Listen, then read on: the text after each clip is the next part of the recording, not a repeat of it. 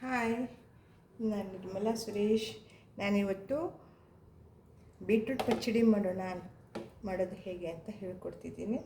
ಈ ಸೈಜಿನ ಒಂದು ಬೀಟ್ರೂಟನ್ನು ಕ್ಲೀನಾಗಿ ತೊಳೆದ್ಬಿಟ್ಟು ಅದನ್ನು ಸಿಪ್ಪೆ ಎಲ್ಲ ತೆಗೆದುಬಿಟ್ಟು ಇಟ್ಕೊಂಡಿದ್ದೀನಿ.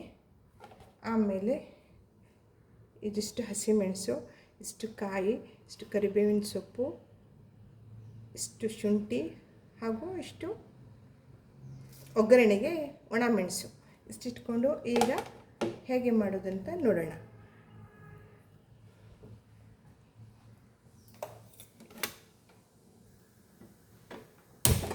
ಮೊದಲಿಗೆ ಬೀಟ್ರೂಟನ್ನು ಒಂದು ಪಾತ್ರೆಯಲ್ಲಿ ಹಾಕಿ ಬೇಯಿಸ್ಕೋಬೇಕು.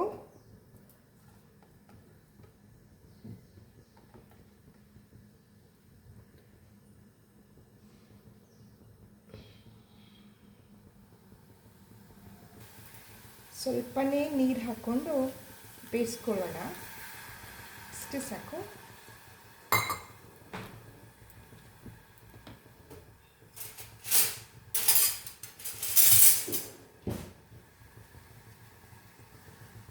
ಅದರಲ್ಲಿ ಸ್ವಲ್ಪ ಉಪ್ಪು ಹಾಕ್ಕೊಳ್ಳೋಣ. ಒಂದಿಷ್ಟು ಉಪ್ಪು ಹಾಕಿ ಬೇಯಿಸ್ಕೊಳ್ಳೋಣ.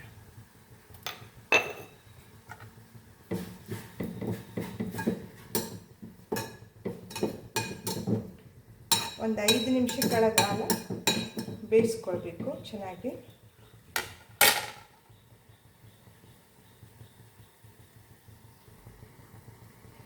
ಇದೊಂದು 5 ನಿಮಿಷ ಬೇಯಲಿ, ಮುಚ್ಚಿಟ್ಕೊಂಡು ಬೇಯಿಸೋಣ. ಅಷ್ಟರಲ್ಲಿ ಅದಕ್ಕೆ ಬೇಕಾಗೋ ಮಸಾಲೆನ ಹರ್ಕೊಂಡು ಬರೋಣ. ಸಣ್ಣದ ಮಿಕ್ಸಿ ಜಾರಿಗೆ ಇಷ್ಟು ಕಾಯಿ, ನಿಮಗೆ ಖಾರಕ್ಕೆ ಅನುಗುಣವಾಗಿ ಎಷ್ಟು ಖಾರ ಬೇಕೋ ಅಷ್ಟು ಹಸಿಮೆಣಸು ಹಾಕ್ಕೊಳ್ಳಿ. ನಾನೊಂದು 4 ಹಸಿಮೆಣಸು ಹಾಕ್ಕೊಂಡಿದ್ದೀನಿ. ಇಷ್ಟು ಶುಂಠಿ ಹಾಕ್ಕೊಂಡಿದ್ದೀನಿ.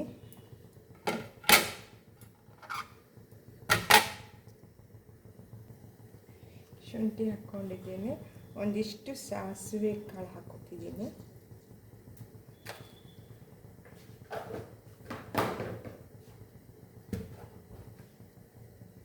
ಒಂದು ಸ್ವಲ್ಪ ಅರಿಶಿನ ಪುಡಿ ಹಾಕ್ಕೊತೀನಿ, ಸ್ವಲ್ಪ ಸಾಕು. ಹಾಕ್ಕೊಂಡ್ಬಿಟ್ಟು ಇದನ್ನು ಮೊಸರು ಹಾಕಿಬಿಟ್ಟೇ ರುಬ್ಕೋತೀನಿ. ನೋಡಿ, ಬೀಟ್ರೂಟಲ್ಲಿರೋ ನೀರೆಲ್ಲ ಬೆಂದಿದೆ ಕೂಡ. ಈಗ ಇದರಲ್ಲಿ ರುಬ್ಬಿರೋಂಥ ಮಸಾಲೆ ಹಾಕ್ಕೊಳ್ಳೋಣ.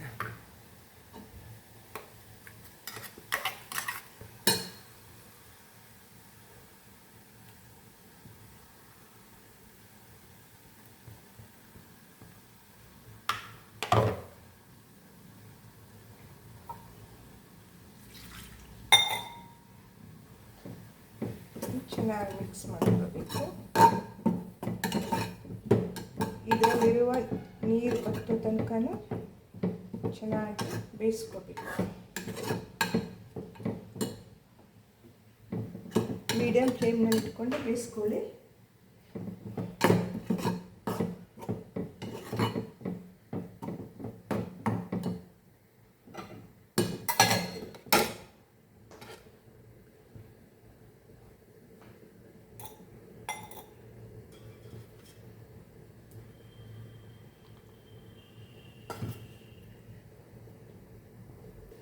ಐದು ನಿಮಿಷ ಆಗಿದೆ.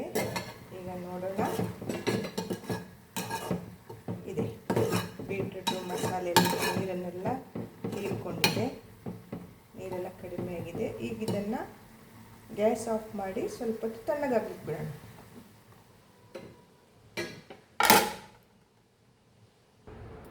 ಈಗಿದು ತಣ್ಣಗಾಗಿದೆ. ಇದಕ್ಕೆ ರೂಮ್ ಟೆಂಪ್ರೇಚರ್ನಲ್ಲಿಟ್ಟಿರೋ ಮೊಸರನ್ನು ಸ್ವಲ್ಪ ಕಡ್ಬಿಟ್ಟು ಗಂಟು ಹೋಗೋ ತನಕ ಎಲ್ಲ ಗಂಟುಗಳನ್ನೆಲ್ಲ ತೆಗೆದುಬಿಟ್ಟು ಮೊಸರನ್ನ ಇದಕ್ಕೆ ಹಾಕಿ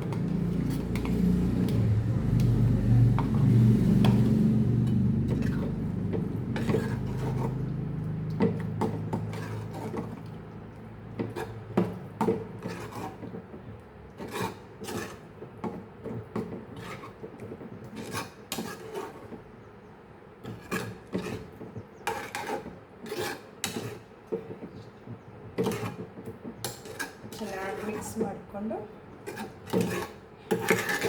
ಈಗ ಇದಕ್ಕೊಂದು ಒಗ್ಗರಣೆ ಕೊಡೋಣ.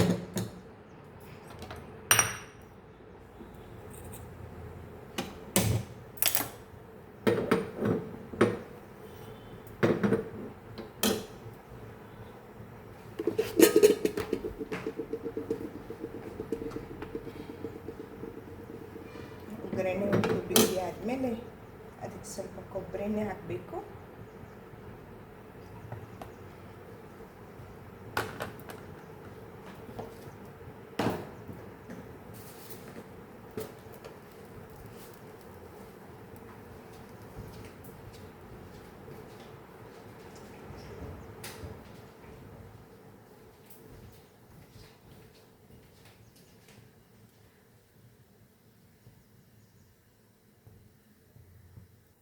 ಎಣ್ಣೆ ಬಿಸಿಯಾಗಿದೆ, ಸಾಸಿವೆ ಹಾಕೋಣ.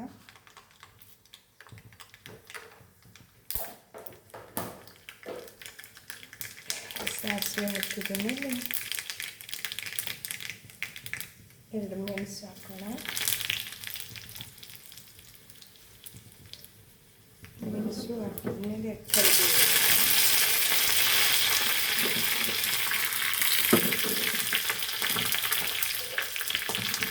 ನೀರಿನ ಅಂಶ ಇದೆ ಅನ್ಸುತ್ತೆ ಕರಿಬೇವಿನಲ್ಲಿ.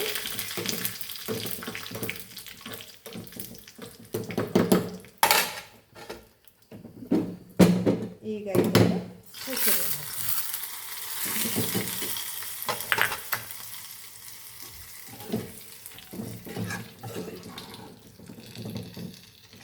ನೋಡಿ ಎಷ್ಟು ಚೆನ್ನಾಗಾಗಿದೆ. ಈ ಸಮಯದಲ್ಲಿ ಬೇಕಿದ್ರೆ ಸ್ವಲ್ಪ ಉಪ್ಪು ನೋಡಿ ಉಪ್ಪನ್ನು ಹಾಕ್ಕೊಳ್ಳಿ. ಉಪ್ಪು ಸರಿಯಾಗಿದೆ, ಚೆನ್ನಾಗಿದೆ. ನೋಡಿ ಮಾಡಿ, ಇಷ್ಟ ಆದರೆ ಲೈಕ್ ಮಾಡಿ, ಶೇರ್ ಮಾಡಿ, ಸಬ್ಸ್ಕ್ರೈಬ್ ಮಾಡಿ. ನೋಡಿ ಸರ್ವಿಂಗ್ ಬೌಲಲ್ಲಿ ಹಾಕಿ ತೋರಿಸ್ತಾ ಇದ್ದೀನಿ. ಚೆನ್ನಾಗಿದೆ, ಮಾಡಿ ನೋಡಿ. ಹಬ್ಬಗಳಲ್ಲಿ ಬಾಳೆ ಎಲೆಯಲ್ಲಿ ಒಂದು ಸೈಡಿಗೆ ಇದನ್ನು ಬಡಿಸಿ ನೋಡಿ, ಚೆನ್ನಾಗಿರುತ್ತೆ.